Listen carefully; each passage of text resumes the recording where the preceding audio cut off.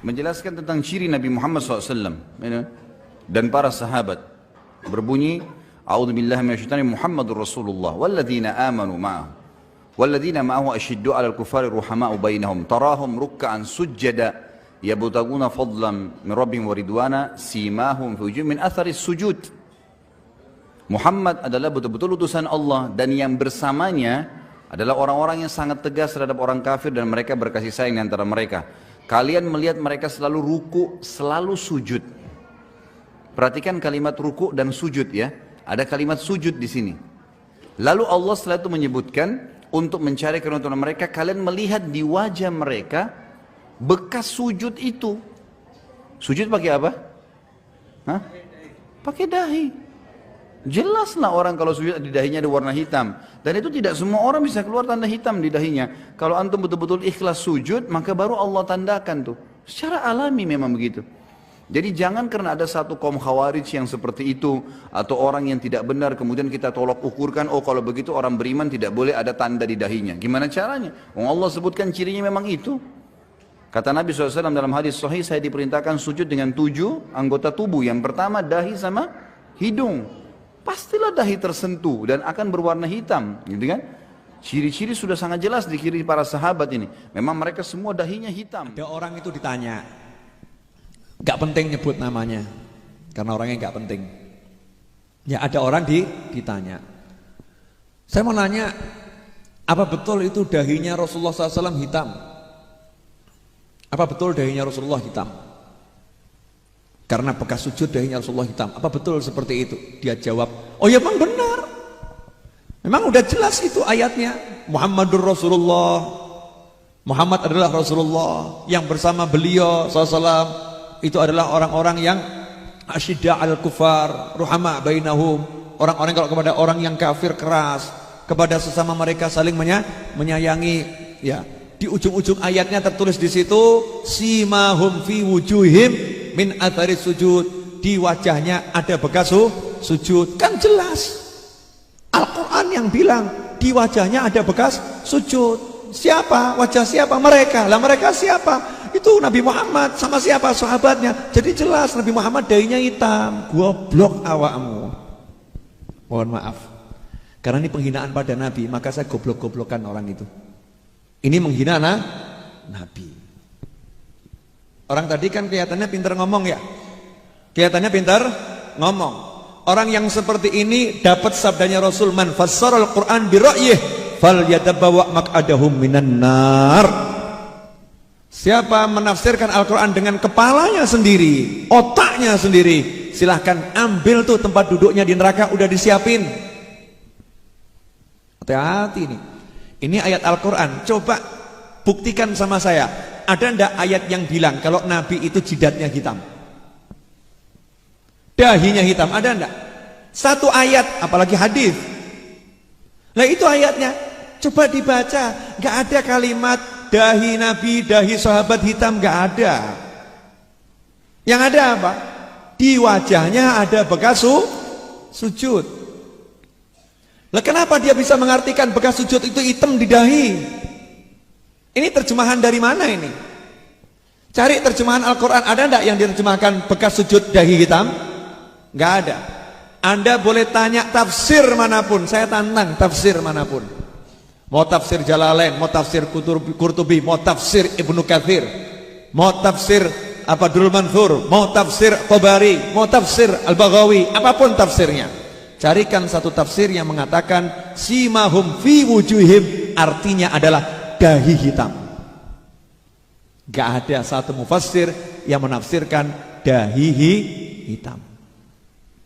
Nah terus gimana nih sebetulnya? Di wajahnya ada bekas sujud. Nah makanya nanya sama ahli tafsir, jangan pakai kepalamu sendiri. Iya, tanya sama ahli tafsir. Ahli tafsir menafsirkan itu ada 2 tafsir. Enak loh kalau nanya sama ulama itu ya. 2 tafsir. Tafsir yang pertama adalah bekas sujud di wajah tampak di dunia. Tafsir yang kedua, bekas sujud di wajah tampak di akhirat. Yang tampak di dunia ada 2. Satu, tampak secara zahir, ada bekas sujudnya, tapi bukan dahi hitam. Apa? Di dahinya kalau habis sholat malam, itu subuh, kalau ke masjid masih kelihatan ada pasir yang nempel.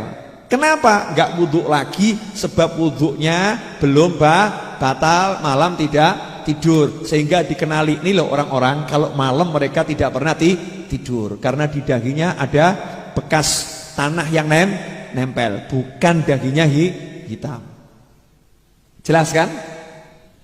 Tafsir yang kedua, tampak di wajah. Artinya apa? Di dunia ini, karena malam itu sujud, terus sholatnya itu banyak, maka pada pagi harinya tampak wajahnya pucat karena kurang tidur.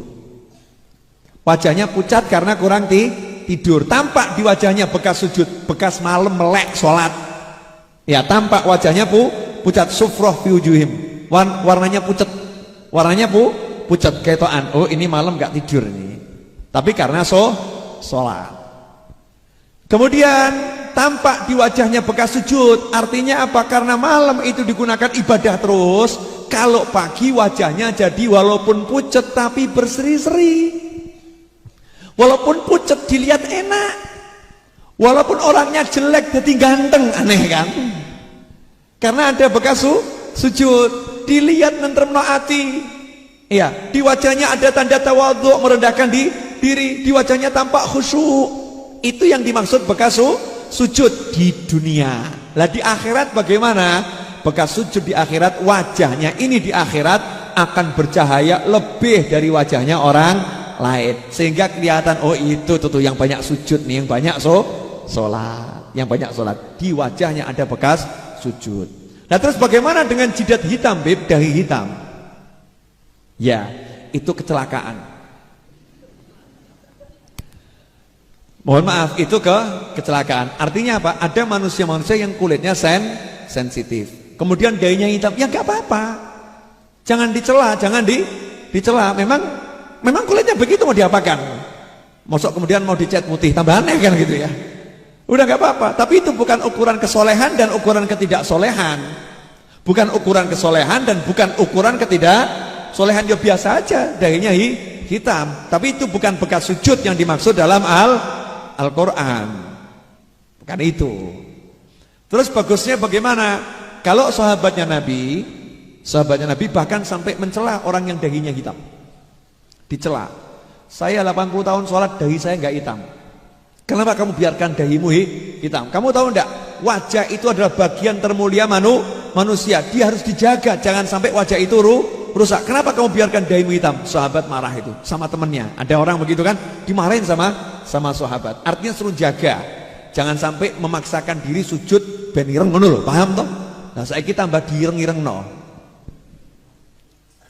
Lain kalau kita udah jaga, kita usahakan jaga kepala kita, sujudnya biar enak, biar nggak bekas. Kok masih bekas? Karena memang kulitnya sensitif, maka tidak jadi masalah. Dan kita nggak boleh suudzon, gue direng-ireng, no, nggak boleh begitu. Ya kan, nggak boleh seperti itu. Ah ini riak ini riak, nggak boleh seperti itu. Jelas nih ya. Nah ini, maka hati-hati. Nah jenengan kalau mau tahu bekas zikir saya kasih tahu. Bekas zikir sama juga bekas main kartu. Ini loh, mata kaki itu loh. Orang yang banyak silo main kartu sama zikir itu kan mesti kakinya hitam gitu kan ya. Kakinya hitam lah. Itu ciri-ciri orang yang banyak main kartu atau banyak zikir. Silahkan bedakan sendiri. Makanya kan bukan ukuran ya. Ukurannya bukan masalah hitamnya, paham enggak ya? Ya itu ngapal kan. Ya enggak apa-apa kalau hitam enggak jadi masalah. Tapi ukurannya bukan itu, apalagi memfatwakan, oh Nabi dahinya hitam, ini kurang ajarnya luar biasa. Oh, gara-gara dia dahinya hitam terus Nabi disamakan sama dia, ngawur awakmu. Ya hitam seperti ini ya, disamakan sama dia. Emangnya dahi Nabi seperti kamu? Ngawur awakmu. Ya ngawurnya luar biasa. Rasulullah SAW dahinya itu lebar tapi lebarnya bagus. Kulitnya warnanya merah. Ya, keputih-putihan, putih merahan. Itu Rasulullah SAW bersih. Gak ada satu hadits yang menyebutkan Nabi dahinya hitam. Gak ada.